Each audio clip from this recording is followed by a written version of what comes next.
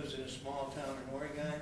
She participates in both the 4-H horse program and the swine 4-H program. And if you're looking at Hannah, something you could not tell just by looking at her, Hannah cannot snap or whistle. It's true. It's sad. She's receiving therapy for it.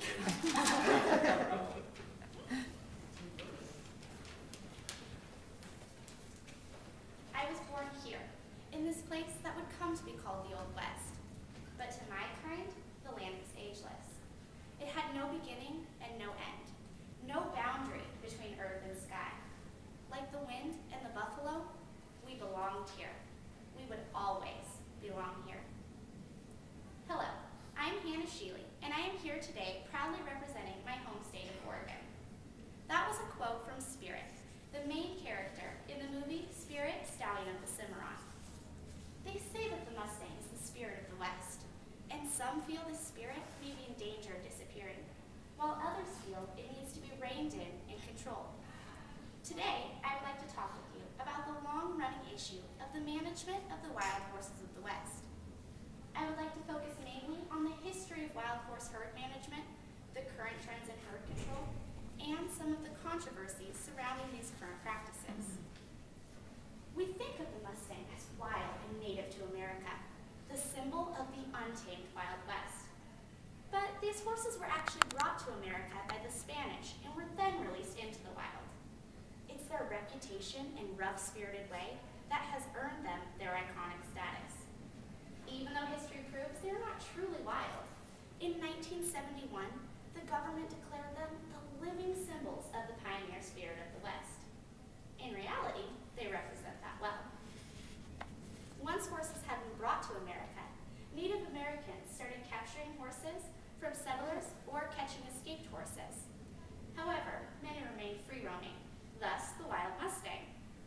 Starting in the colonial era, ranchers would purposely release their horses in the winter so they could locate forage for themselves. Then, in the spring, they would recapture their horses along with any Mustangs that had joined up with them. As you can imagine, these practices resulted in a booming population of almost 2 million free-roaming horses in North America by the early 1900s. When they started to be viewed as a resource that could be captured and used in the military or slaughtered for food, the Mustang population was drastically reduced. This is when the government and animal rights and activist groups began stepping in. Several acts have been set in place to help protect the herds of Mustangs. In 1959, the Wild and Free-Roaming Horse Protection Law, also known as the Wild Horse Annie Act, was established.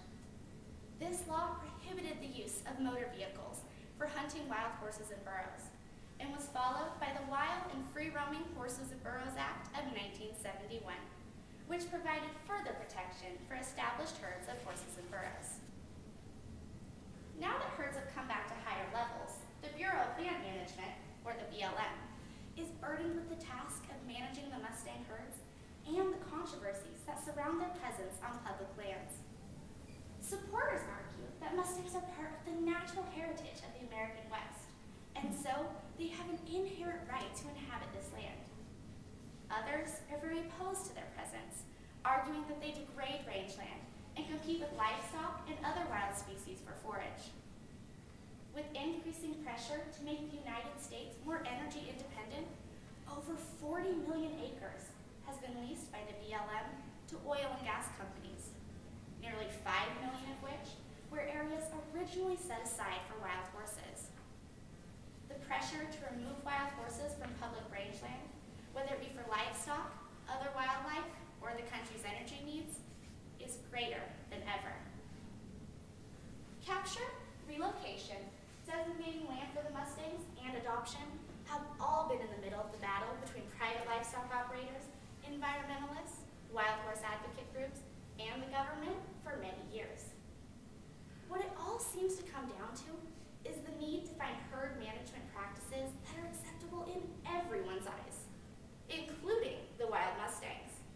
Not such an easy task. Most recently, the government has turned towards practices to help control herd growth. They have concentrated on different birth in designated sanctuaries and on government lands. Several practices can achieve this, including stallion castration and birth control for mares. A plan developed in 2011 to castrate hundreds of Mustang stallions met great resistance by environmentalists and wild horse advocate groups. Several lawsuits were filed against the government, stating it was illegal according to past wild horse acts set in place.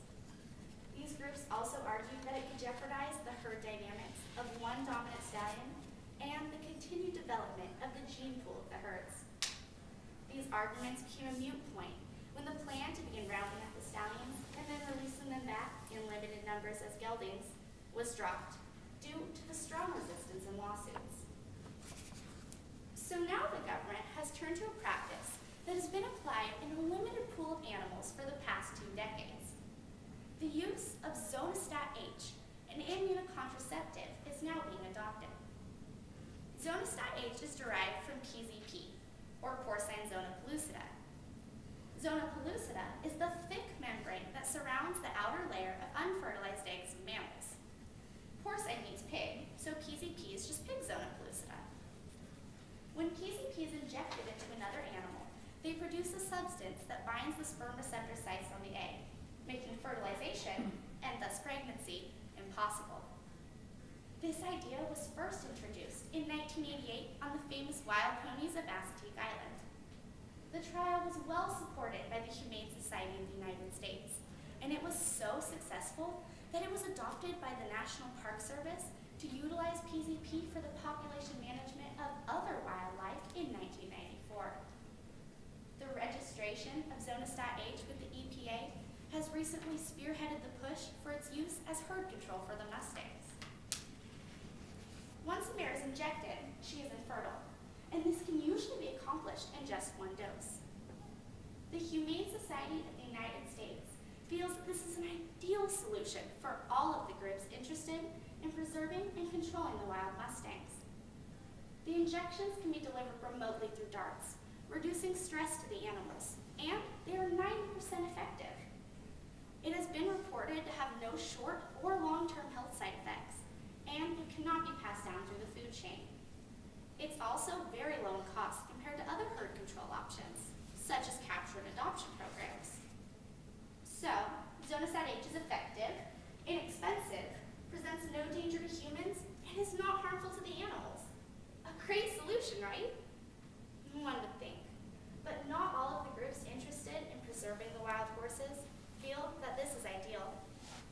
It is questioned if we are simply poisoning our precious icons of the West, and if continuing this practice could ultimately drive them out of existence. One of the first red flags seen by these groups is that the Zonistat H is being registered through the Environmental Protection Agency, not the Food and Drug Administration. So they are viewing the Mustang as a pest instead of an animal simply needing a drug vaccination. It's also possible. The process of injecting the mares can also be questionable. There are reports of darts not dislodging and causing sores or infection. The report on the Fire Island National Seashore trial stated that while no darts were lost, 6 were not retrieved. The fear here is that if this is on public land, someone could come across a dart that had not been retrieved and accidentally inject themselves. It's also possible that side effects could occur if a dart were to hit a stallion, an animal that had already been injected, or a pregnant mare. Hitting a vein or artery instead of the intramuscular delivery it is meant for could also possibly cause side effects, or in some cases, even death. So then again, maybe this isn't the best solution.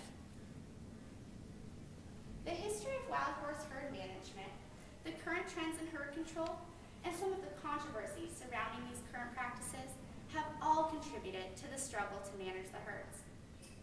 While different birth control methods seem to be taking the forefront in attempts to manage the Mustang herds, it is yet to be determined if they are truly an effective and humane way to treat these iconic horses. I believe that horses will be around as long as there are humans to attach themselves to a saddle. What's less sure is whether they would always be able to remain in untamed, free-running herds as the pioneer species